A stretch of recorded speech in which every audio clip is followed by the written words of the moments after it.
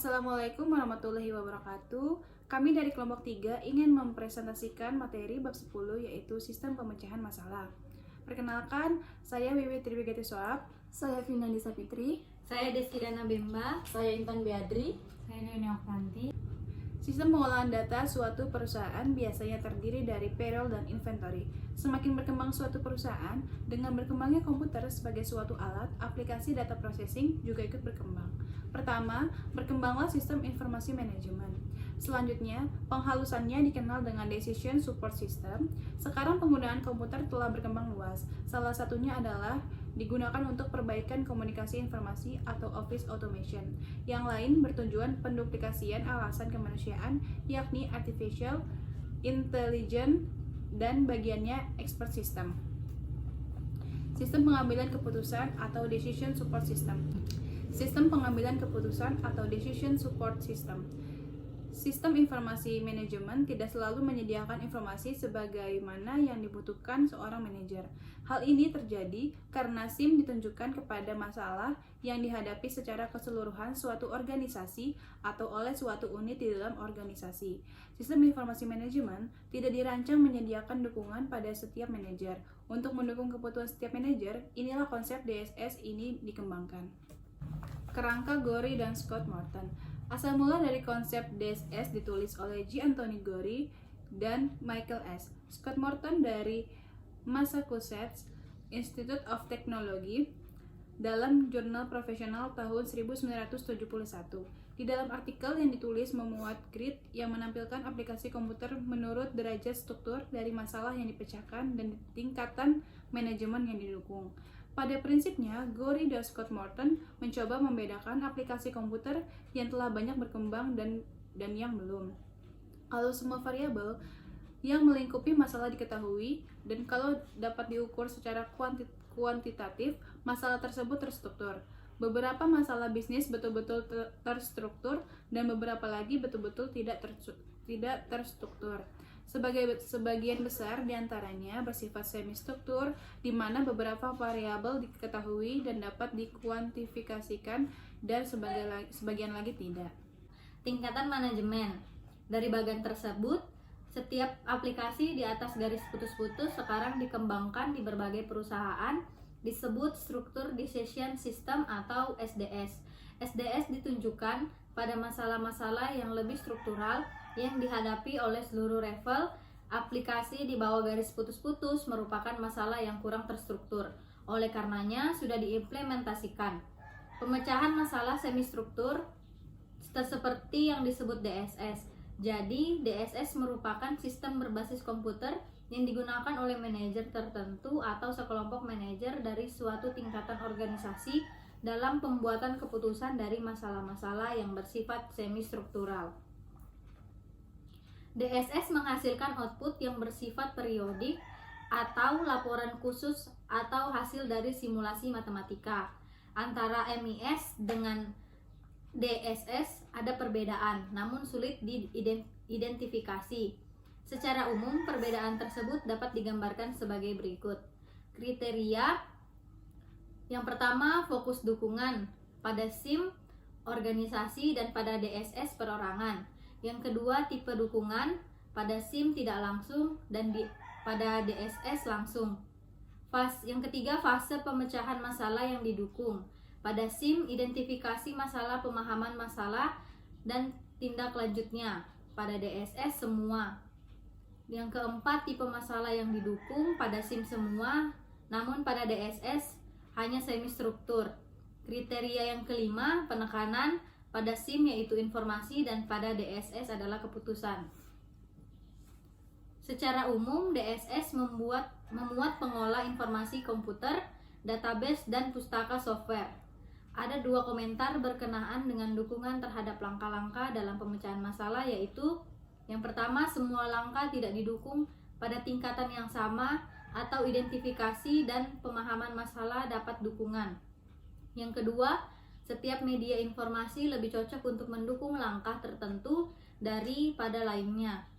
Pembuatan laporan dan penggunaan database lebih sering digunakan untuk identifikasi dan pemahaman masalah. Perbedaan pelaporan periodik dan pelaporan khusus. Pelaporan periodik disiapkan menurut jadwal tertentu, misalnya laporan penjualan terhadap pelanggan tiap bulan. Pelaporan khusus atau spesial disiapkan jika terjadi hal-hal atau kejadian yang bersifat khusus, misalnya perusahaan mungkin memiliki kebijaksanaan menyiapkan pelaporan setiap terjadi kecelakaan atau kejadian atau kasus. Laporan detail membuat secara spesifik tentang tindakan atau transaksi dalam kaitan ini dikenal sebagai baris detail, yaitu baris yang menggambarkan tindakan atau transaksi, sedangkan baris total merupakan total dari akumulasi tindakan atau transaksi dalam satu baris. Sebaliknya, laporan ringkas mencakup baris yang dapat menggambarkan tindakan atau transaksi keseluruhan secara berganda. Memperbaharui kandungan informasi laporan. Ada beberapa cara meningkatkan nilai suatu laporan. Yang pertama, buat laporan sesuai kebutuhan pemakai. Yang kedua, siapkan laporan pada waktunya, artinya segera setelah kegiatan selesai. Yang ketiga, kandungan laporan harus terpusat. Laporan periodik harus membuat daerah tertentu dari suatu operasi perusahaan, dan laporan khusus harus menggambarkan topik yang penting saat itu. Yang keempat, buat laporan yang pendek sehingga mudah dicerna. Yang kelima, dapat disajikan di layar kapan saja dibutuhkan.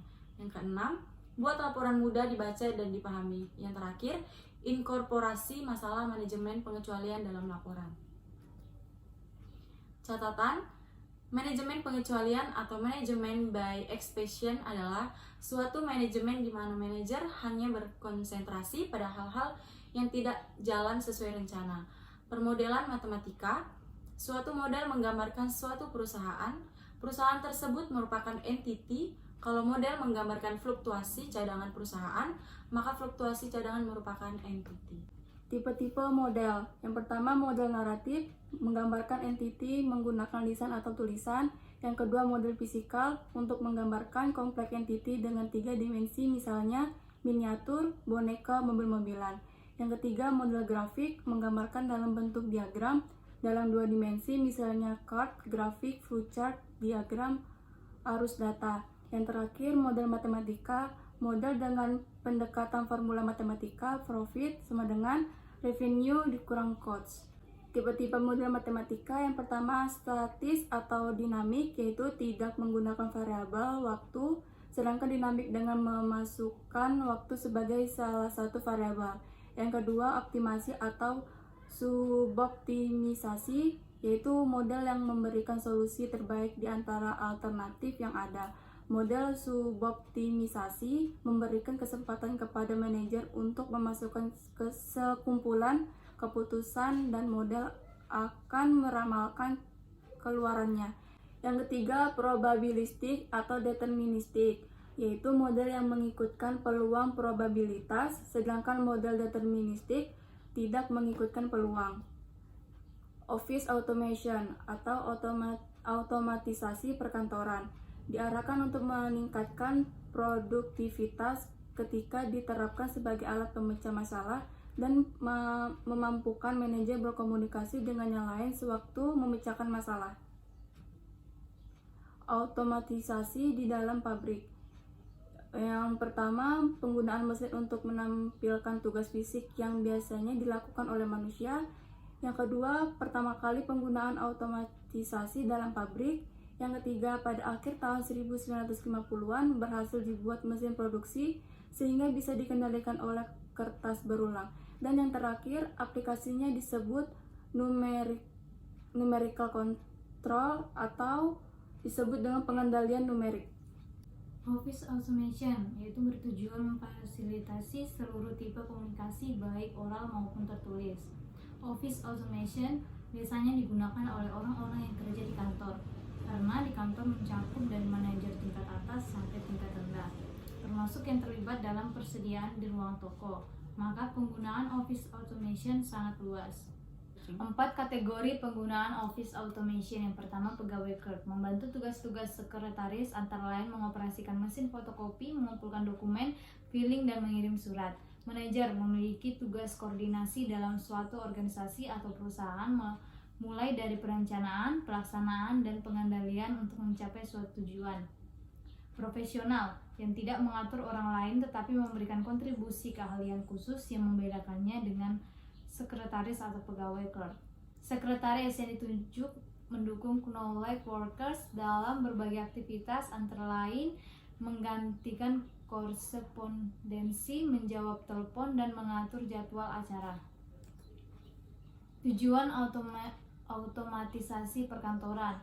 Sampai tahun 1980-an, Office Automation digunakan untuk meningkatkan produktivitas hanya untuk sekretaris dan pegawai ini lebih cepat dan baik. Belakangan, Office Automation juga sangat bermanfaat bagi knowledge workers. Secara umum, dengan adanya Office Automation, maka yang pertama, revenue dapat ditingkatkan atau cost dapat dihindari. Yang kedua, karena Office Automation sebagai alat komunikasi dari dan kepada manajer, maka cukup baik untuk pemecahan masalah kelompok. Ketiga, sebagai salah satu alat dalam pemecahan masalah, ada beberapa keterbatasan. Office Automation tidak dapat mengganti komunikasi interpersonal tradisional, face-to-face communication, telepon conversation, dan sejenisnya.